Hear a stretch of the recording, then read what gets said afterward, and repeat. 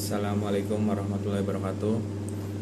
Perkenalkan, nama saya Muhammad Farhan Saputra dari Prodi Keperawatan S1 dengan NIM 221102029 dari kelompok KKN kelompok 5 Kecamatan Sukoharjo, Desa Kalibening. Di sini saya akan menjelaskan tentang 3 hal, yaitu tentang deskripsi program pemerintah daerah Kabupaten Wonosobo, kemudian pengenalan cabang ranting di Kecamatan Sukoharjo, dan penjelasan mengenai teknologi tepat guna yang akan dikembangkan di Kecamatan Sukoharjo. Kita akan jelaskan yang pertama, yaitu deskripsi program pemerintah daerah Kabupaten Wonosobo. Pertama-tama saya akan menjelaskan gambaran umum permasalahan masyarakat dan potensi yang ada di Kecamatan Sukoharjo. Kondisi administratif di Kabupaten Wonosobo yaitu terdapat 909.664 jiwa dengan kepadatan penduduk 924 orang per kilometer. Terdapat 15 kecamatan, 29 kelurahan, dan 236 desa. Sektor utamanya dan potensi yaitu yang pertama ada pertanian termasuk peternakan dan perikanan, kemudian kehutanan dan pariwisata. Kemudian visi misi terwujudnya Wonosobo yang sejahtera yaitu mewujudkan politik yang demokratif dan peningkatan layanan publik untuk memenuhi dasar masyarakat. Mewujudkan pengelolaan SDM dengan tetap menjaga keseimbangan pelestarian. Kemudian wilayah pengembangan di 7 Sero, Watumalang, Sukoharjo, Selomerto, Leksonos.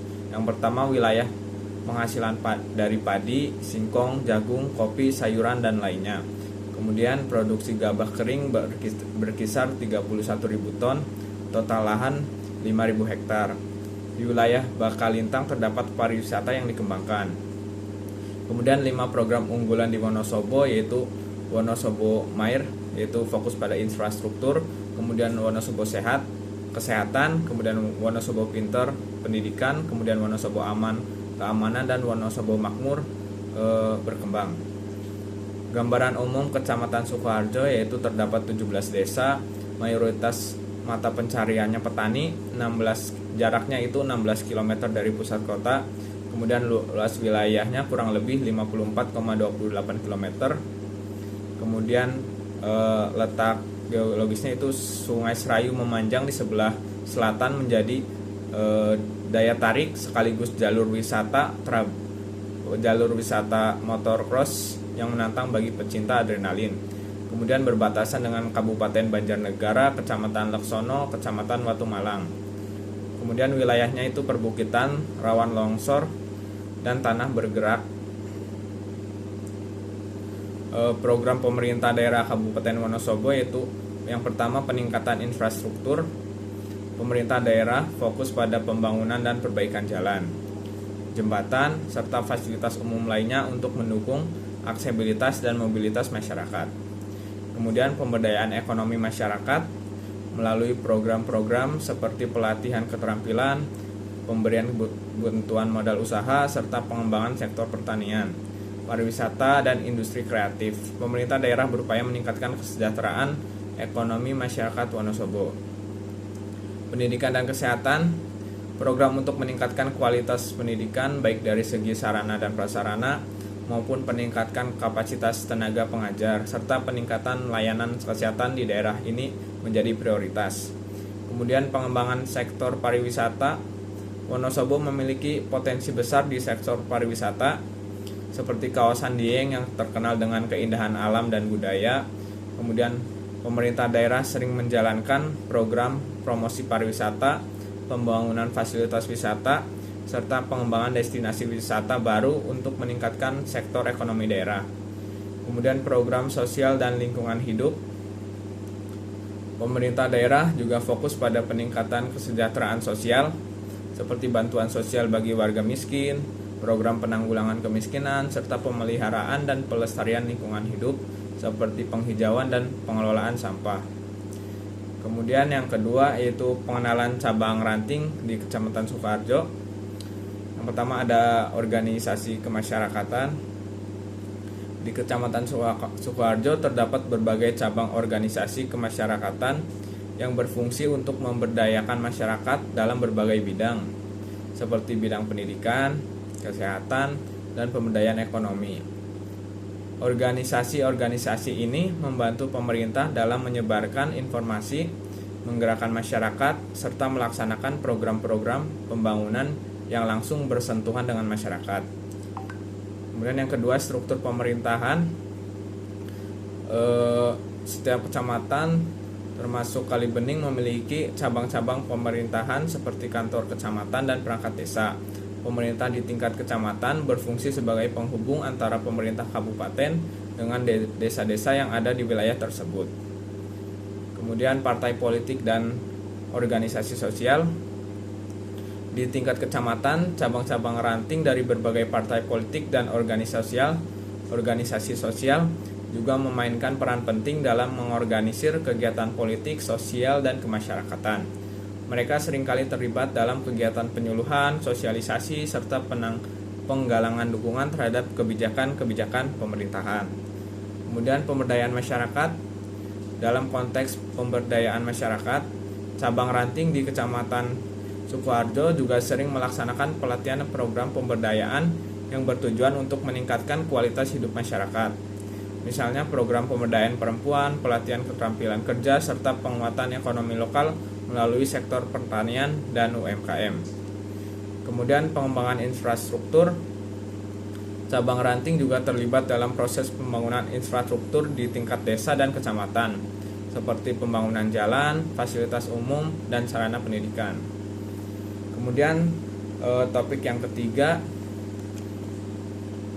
yaitu penjelasan mengenai teknologi tepat guna (TTG) yang akan dikembangkan di Kecamatan Sukoharjo.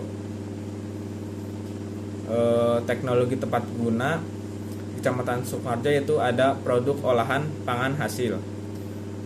Produk olahan pangan adalah usaha untuk mengembangkan bahan produk makanan dengan menggunakan bahan baku yang berbeda atau proses pengolahan yang inovatif.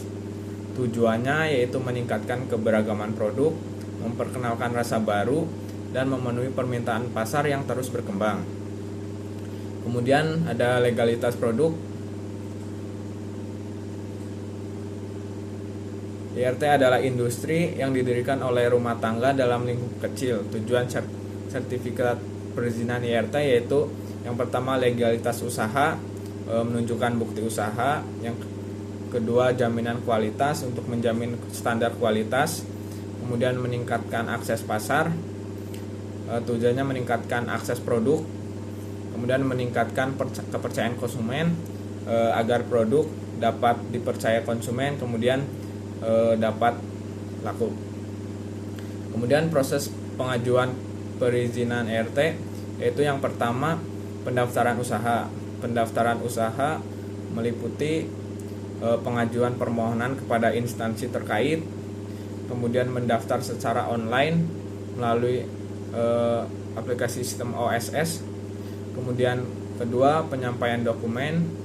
Yang ketiga verifikasi pemeriksaan. Kemudian manfaat sertifikasi perizinan IRT yaitu pengakuan legalitas usaha, meningkati kepercayaan pelanggan, akses pembiayaan, dan peningkatan daya saing. Kemudian saya akan menyampaikan resum pembekalan susulan. Yang pertama itu ada tata tertib dan sanksi KKN. Tata tertib yang pertama mengikuti upacara pelepasan KKN, kemudian kegiatan di posko dan tinggal di rumah induk, kemudian membina kerjasama dengan berbagai pihak, kemudian melaporkan diri ke kepala desa saat sudah tiba di lokasi, kemudian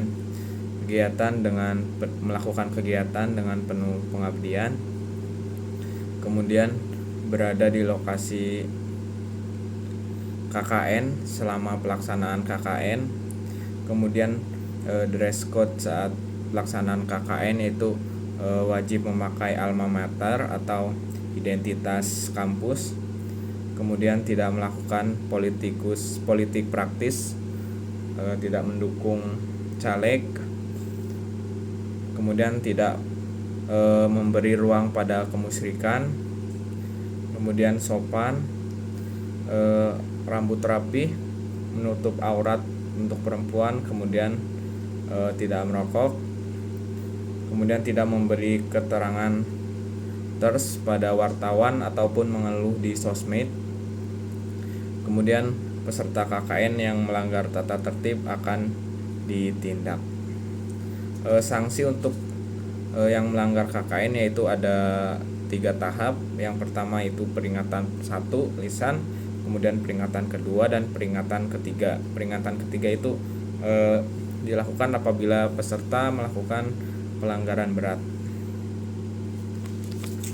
Kemudian yang kedua yaitu tema kuliah kerja nyata atau tema KKN.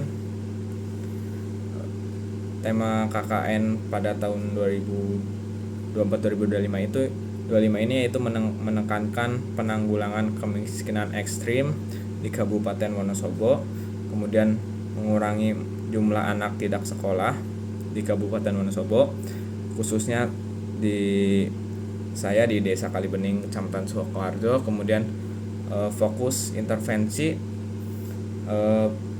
pada kasus stunting. Kemudian bobot SKKN yaitu 3 SKS. Jam kerjanya 320 menit untuk setiap 1 SKS. Kemudian 320 dikali 16, 15.360 menit sama dengan 256 jam kerja dalam 1 bulan. Kemudian 256 jam kerja yaitu jadinya perharinya 8 jam, berarti 32 hari. Kemudian ketentuan umum KKN itu ada pengembangan dan penerapan ilmu pengetahuan, kemudian mengembangkan potensi desa, kemudian belajar langsung di masyarakat. Kemudian mitra sasaran KKN yaitu ada pemerintah desa, puskesmas desa, UMKM, kelembagaan desa, komunitas kelompok, sekolah dan madrasah, kemudian lembaga keagamaan. Kemudian ada bermasyarakat dan ibadah harian saat KKN. Yang pertama adab diri, contohnya berpakaian rapi dalam acara resmi KKN, memakai jaket alma mater. Kemudian mahasiswa putri harus sopan, kemudian tidak berlebihan saat bersolek. Kemudian selama KKN tidak mengenakan pakaian yang berlebihan. Kemudian yang kedua ada bertamu, mengenalkan diri saat datang, kemudian pamit saat pulang. Kemudian mengenalkan diri, jangan lupa salam, identitas lengkap. Kemudian saat ketuk pintu, ucap salam, cara duduk dan cara masuk rumah dan kantor. Kemudian memperhatikan waktu kunjung, jam kerja warga. Kemudian selalu mengucapkan kalimat mohon maaf dan terima kasih. Kemudian ikuti kebiasaan yang berlaku tanpa mengorbankan akidah dan ajaran Islam. Kemudian bijak menggunakan sosial media. Kemudian ada bermasyarakat, tidak membuang sampah sembarangan. Kemudian bertutur kata yang baik. Kemudian berperilaku sopan. Kemudian ada bergaul, yaitu mahasiswa tetap menjaga martabat, etika, ramah dan mudah bergaul. Kemudian mampu menjaga diri sendiri. Kemudian ada berumah kos. Untuk penentuan kos dan posko itu ditentukan oleh DPL. Kemudian keluhan lokasi posko dan kos itu dapat disampaikan ke DPL. Kemudian menaati jadwal piket bebersih yang telah disepakati bersama. Kemudian ada beribadahnya, itu gerakan sholat subuh berjamaah, salah satu kewajiban untuk KKN pada tahun ini. Saya kira cukup sekian yang bisa saya sampaikan, kurang dan lebihnya mohon maaf. Wabillahi taufiq wal hidayah. Wassalamualaikum warahmatullahi wabarakatuh.